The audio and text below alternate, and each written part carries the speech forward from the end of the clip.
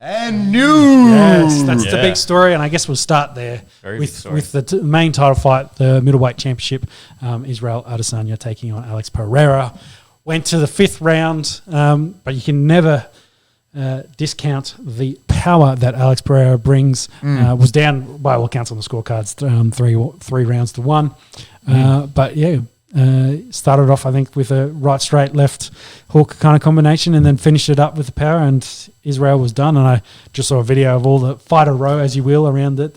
Kind of shocked. I was like, wow. I was like, I can't believe that happened. And, a few fucks. He was like, wow. Because that's what was that, 7 title fights for Israel going into this one? I think, that'll be close. Bring that up. Yeah. Fucking wild. Wild, yeah, and a great fight. I think it's the best Israel fight I've seen since he became champion. But I also think it was because he had a willing combatant here in Alex Pereira. Because I think some of the other guys were worried about the striking prowess as Israel, but Pereira, being comparable, was happy to take some of the shots. Almost got finished in that first round, which was crazy, saved by the bell. But then, they could go back and forth. And it was very much a excellent kickboxing match, thrown in with a bit of grappling and a bit of extra wrestling, which we didn't expect to see a lot out of either guy. But Israel dominated that, was that 3rd round with the wrestling? After Alex Pereira won the 2nd round. Yeah, that's how it went. And then the 4th was, I guess, more of a settler round. They both kind of were tired after that 3rd round. And in the 5th, they just came out swinging to try and finish it. And Pereira, in that, did what he needed to do, got Israel up against the cage, cut off his distance, and then teed off on him. So, yeah, got the stoppage. What do you think of the stoppage? I think it's probably the first question. Oh, I think it was just. Tad early, yeah. Possibly. Tad early. Was Israel falling to the ground and not getting back up from there? He wasn't defending or throwing anything, and he kind of, he was ducking and weaving, but he'd eaten already 6 clean shots. And the question is, he's probably going to get another 3 clean ones. Do you let him take it? Or do you know it's coming? Nothing good happens out of that. Yeah. No. So he's like, maybe you could have let him take another shot or 2, but also he probably wasn't winning from that point either. No chance. But you never know. That's the question. But I think it was a fair stoppage after the shots he'd taken. But crazy. 5th fight in the UFC. All that we work it out was 4 fights in the UFC, and 6 or 7 in total. 7 MMAs, and I think 4th in the UFC, which is crazy. It's crazy. Yeah, and Anderson Silva won the belt historically. Only 2nd fight, but I think that's only just after they created that division, and he beat Chris Lieben, the lead up, and beat Rich Franklin for the belt at that time. But he was a well-known Pride champion, so a bit of a difference, but it's still crazy to think 6 finishes in his 7 fights, all by knockout. Just kind of shows you can see the power across the board. Knees. The left hook was deadly. But I also give credit to Israel. Like, he fought very well in this as well. And like I said, best fight I'd seen out of him. Immediate rematch? That's probably the next question. You'd have to run it back, you'd think. I think he was leading, has been the champ for a long time. Yeah. Everyone else is kind of busy in that division anyway. With Whitaker and Costa. That's it. They really need to work out the order for that decision for who's next in line. Yeah. Israel's beaten Whitaker twice. Yeah, and that's the thing as well. He's beaten Costa. Yeah. He's beaten... And, Whitaker's beaten everyone else as well. He's the gatekeeper at 1, which is crazy. So, it's whether, because that Paulo Costa fight with Whitaker, I don't think it's officially booked. It's rumored. I think it sounds like it's rumored. And I mean, that being said, so that's the fight in Perth. Whether that's 24 on the Perth card or not. Yeah. So if that lands a card, obviously announced that Volk will be up against Makhachev. Yep. Adesanya Pereira rematch would make that fight card massive. Might be too soon for it. I think they prefer it neutral in the Americas somewhere. Take it back to Rio maybe as the Brazilian. That's huge, but I don't know. It makes reasoning why Whitaker maybe didn't sign that fight for Costa, because he's number 1. He's beaten everyone else. now there's a new champion. Like, hey, you can cover that conversation about that matchup. But I think logically, Israel kind of probably makes sense as the go there, and he deserves it. And I think that storyline of Pereira being his boogeyman, his kryptonite, it sells it essentially. They fought 3 times, maybe was robbed in the first, got knocked out in the second, definitely knocked out in the third. It's an interesting storyline, but I love to watch it for a elite striking match that it was. Like you can't get much better than having two of the best kickboxers in the world going at it for almost 5 rounds here. So, well, I suppose that's it. Like Adesanya, he knows. I mean, he obviously knows the striking potential for Pereira. We saw him. We saw him going to the clinch. Bad either, so. He wasn't doing bad. We saw him going to the clinch. Do you think, knowing that, should he have gone to the ground more? Should he try grappling more? Play away from... I think I said this in the preview. A part of me felt like that was a bitch move.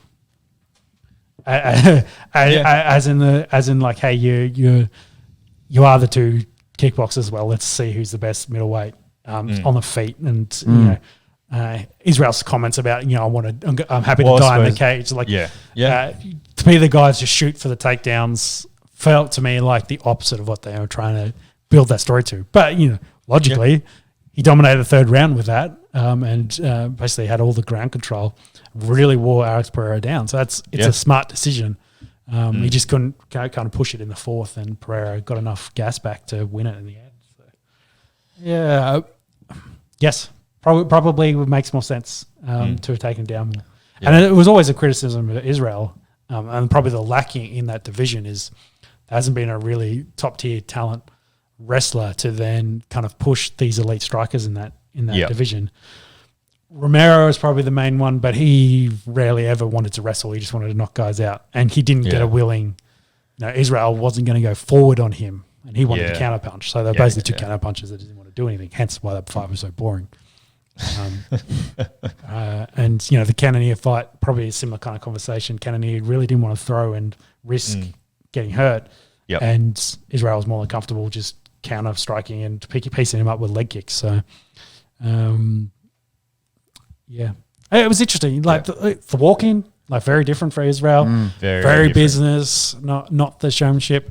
Still looked confident, but it was different. So he knew how serious this was. Way different fight than we'd ever seen before for him. So, I think overall he put that in the story. It mattered, and that's why I think the rematch makes too much sense. And in Rio, do it in Brazil, it would be crazy. It would be. Any other thoughts on these 2? Nah, I got it, I think. Yeah, I think we'll cover that one.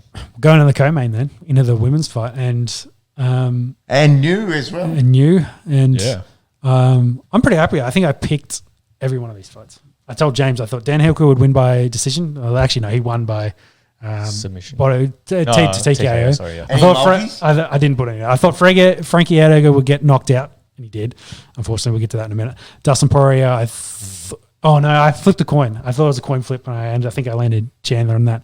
Thought Zhang Weili would win by knockout, got the submission, and I thought Pereira might be the boogeyman here and get the end for Israel. But either way, this was an elite card across the board. I was very happy. Yeah. Disappointed maybe Meatball Molly on the undercard got a loss. She lost. She didn't win. Poor thing. But outside of that, it's been very good. So let's talk about this co-main. Stop trying to suck myself off. You love doing that. Yes. Yeah, I wouldn't mind saying that. I've got too many ribs. Is that Marilyn Manson chat? Yeah. That rumour that everyone spreads in primary school. Wee Man's dead. And Marilyn Manson removed these ribs. Removed the rib. Too funny. So Zhang Weili and Esparza coming to this one, we thought Esparza would struggle with the power, and I think she did. From what we saw, stop thinking about sucking your own cock. It's too small; you wouldn't reach anyway. It's the power. I think the power she'd struggle with, and every time she got hit, she went back and then tried to get the takedown. Grappling was a very good exchange in this, but Weili in the end got the right position, managed to get the crucifix, got an arm free, and then locked it up for the. You're right there, you're dying. I didn't think it was that funny. Funny. Marilyn Manson. Yeah. Episode 100, how many cock references can we get in? Settled. All right, Carala Esparza. Yeah, I think Zhang Weili. I think Zhang Weili showed that she was a step ahead here, dealt with the wrestling, had the better power. Surprisingly got the submission here in a quick rear naked choke. I don't think there's much else to say there besides that. I think the better fighter in the end won this than what we thought. Probably sets up another rematch with Rose. If Rose were to win. Yeah. I think, Carala Esparza was always sort of like just that placeholder. It felt like it. It really, which is unfortunate for her, but it really did like she felt like a placeholder. Got a sneaky win kind of over Rose in the boring fight that we've all talked about. And Weili came here, did the job, and became the only, and for her second time as the only Chinese champion in the UFC currently. Keep rolling? Yeah, keep rolling. So this next fight was great as well. Banger. Fire. Banger, absolutely, yeah. Went the first round went very much the way we thought it'd go. Guns are blazing. Chandler landed some big shots and we thought it was done, and then Poirier landed it right towards the end. We are talking about Dustin Poirier and Michael Chandler. Yeah. They don't know how to hold it back. Yeah. No. Great gunfight. And then second round, Chandler dominates with the wrestling, great ground control. I saw a couple of people talking about 10-8 rounds. So maybe. But in the end, Poirier did the job. He weathered the storm and wore down Chandler and got the finish, knocked him out. So, was it a knockout? I can't even remember. Yes. Yes. No, sorry. Submission. Yeah, it was submission. Rear naked. Rear naked. Yeah, he took the back. Yeah. It look for all accounts, it looked like we all thought knockouts. That's why I can't even remember it. But maybe I'm still in shock with Pereira winning that fight. But yeah, Poirier working a bit of the wrestling there, getting the back and getting the job done. And that's a nice it. deep Like, choke. some of those punches, you would have thought they would have knocked each other out. Yeah, well, before that. Chandler's broken nose, he's blood everywhere. Thought it would be really hard to kind of get a choke or a finish, but he just kind of popped under the neck there and went very nice and tight, and they got a good squeeze. So, sets up Poirier still sitting there as number 2. He will have to wait until Volk and Islam sort their business out, I guess. He's not getting Islam. Yeah, who's won at the moment? I should know this. I know it'd be Oliveira, wouldn't it? Oliveira, yeah. So, I think this kind of sets up Dustin probably will get Islam after he fights Volk here in Australia in February. What happened with Frankie Edgar? What we all feared, that he'd get absolutely slept by the young up-and-comer. Very unfortunate. Which is what happened. Flying knee. Frankie kind of ducks into it, eats it clean on the face and knocks him out in the first round. Unfortunate, because he was 5 minutes away from 8 hours in the octagon. He'll finish with 7 hours and 58 minutes. Something like that, something very close. Unfortunately, so very nice. Yeah. And it was a hard way to go out. We all knew it was his retirement fight going into it. Yeah, his family, his kids were 3 kids, his wife all cage side. And to be laid out stiffened like a ball was like a board, not a ball. It was not a great way, I guess, to end his career. Mine today. Yes, with Cox. And Dix. So it's I feel bad for Frankie, but he'll go straight into the UFC Hall of Fame. He's just been so elite for a long time.